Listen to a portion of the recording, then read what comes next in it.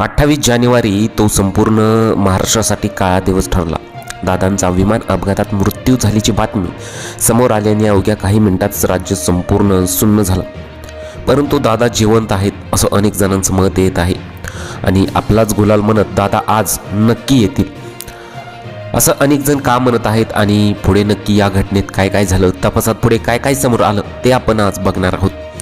पण शोकाच्या त्या वातावरणात एक विचित्र प्रश्न जन्माला आला. दादा खरंच गेले आहेत का? पहिल्या दिवशी जे सांगण्यात आलं ते खरं होतं का? पुढे काय घडले ते पाहूयात. त्यापूर्वी तुम्ही चॅनलवरती पहिल्यांदा आला असेल, चॅनलला अजून सबस्क्राईब केलं नसेल तर जरूर सबस्क्राईब करून घ्या.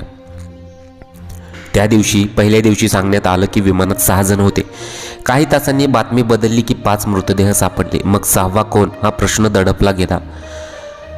दिवस जात गेले आणि संशय वाढत गेल्या. गेल्या काही 24 तासात घडलेल्या 2 घटनांनी संपूर्ण चित्र उलटवलं. अचानक एक प्रत्यक्षदर्शी कॅमेऱ्यासमोर आला जो याआधी कधीच समोर आला नव्हता. त्याने सांगितलेली माहिती ऐकून अनेकांच्या अंगावर काटा आला, कारण ते वास्तव्य पहिल्या दिवसापासून दाखवलेल्या चित्रापेक्षा पूर्णपणे वेगळं होतं. इंस्टाग्राम सोशल मीडियावरती दादा लवकरच येतील, वेलकम, कमबॅक अशाची पोस्टर त्याचबरोबर रील्स ज्या आहेत त्या येत आहेत.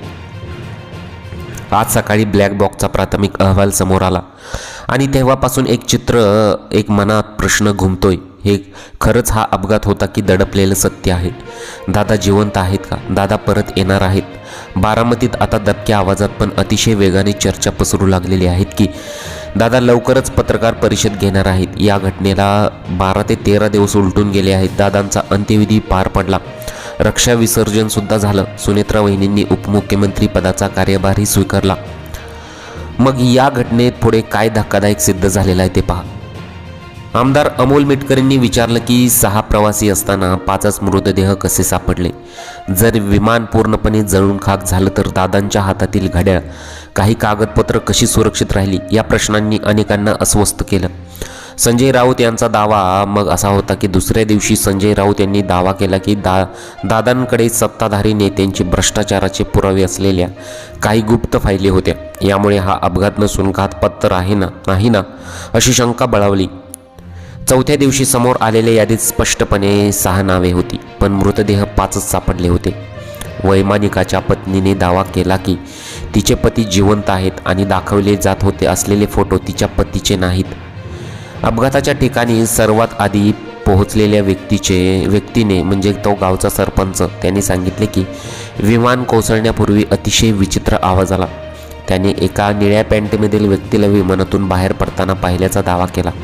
त्यानंतर मोठा स्फोट झाला. ब्लॅक बॉक्सचा प्राथमिक अहवाल मग तांत्रिक बिघाड झाला किंवा वैमानिकाची चूक सांगत असला तरी प्रत्यक्षदर्शीचे कथन आणि पहिल्या दिवसापासूनची माहिती यात मोठी तफावत आहे. आणि त्यानंतर मग जे काही आहे ती खळबळ संपूर्ण महाराष्ट्रात उडाली आणि त्यानंतर असं सांगण्यात आलं होतं की दादांचा हा घात झालेला आहे. त्याचबरोबर आता असं सांगण्यात येत आहे की दादा आता निवडणुका झालेल्या आहेत, आता दादा आपला गुलाल आहे असं म्हणत लवकरच येतील असं बऱ्याच जणांचं मत येत आहे. असं का म्हणालेले आहेत लोक ते सुद्धा तुम्ही व्हिडिओमध्ये पुढे पहा. अजितदादा जिवंत असल्याच्या पोस्ट इंटरनेटवर व्हायरल होत आहेत. 9 तारखेला अजितदादा परत येणार, कामाचा माणूस परत येतोय, 9 तारखेला अजितदादा कमबॅक करणार अशा आशयाचे पोस्टर झळकलेले आहेत. मग कार्यकर्त्यांनी असं का केलेलं आहे हे तुम्हाला आता समजल्यावर धक्काच बसेल. नक्की दादा परत येणार आहेत का? हाच प्रश्न तुमच्या मनात नक्की असेल. 9 तारखेला अजितदादा कमबॅक करणार असे आशयाचे पोस्टर झळकलेले आहेत. राष्ट्रवादीच्या कार्यकर्त्यांनी अजितदादांप्रती असलेलं अतूट प्रेम बॅनरच्या माध्यमातून व्यक्त केलं आहे. 9 फेब्रुवारीला राज्यातील 12 जिल्हा परिषद आणि 125 पंचायत समितींचा निकाल जाहीर होणार आहे. अशातच राष्ट्रवादीच्या कार्यकर्त्यांनी अजितदादांच्या कमबॅकचे बॅनर्स लावून त्यांच्या आठवणींना उजाळा दिलेला आहे. अनेक कार्यकर्त्यांनी अजितदादांना भावपूर्ण श्रद्धांजली अर्पण केल्याचे बॅनर्स लावलेले आहेत. अशातच इंटरनेटवर वेगळीच चर्चा रंगली. लवकरच बॅनर काढायला तयार राहा अशा कॅप्शनचे व्हिडिओ व्हायरलसुद्धा झालेले आहेत. दरम्यान उत्तर प्रदेशातील पावन प्रयागराज येथे गंगा यमुना सरस्वती यांच्या त्रिवेणी संगमावर दिवंगत नेते उपमुख्यमंत्री अजित पवार यांच्या पवित्र अस्थींचे परंपरेनुसार विधिवत विसर्जन करण्यात आले. पवार कुटुंबियांना या पवित्र भूमीत आत्मिक शांती, श्रद्धा आणि मोक्षाची अनुभूती घेतली. या दुःखी प्रसंगी दिवंगत अजित पवार यांचे धाकटे पुत्र जय पवार हे कुटुंबासह प्रयागराज येथे उपस्थित होते.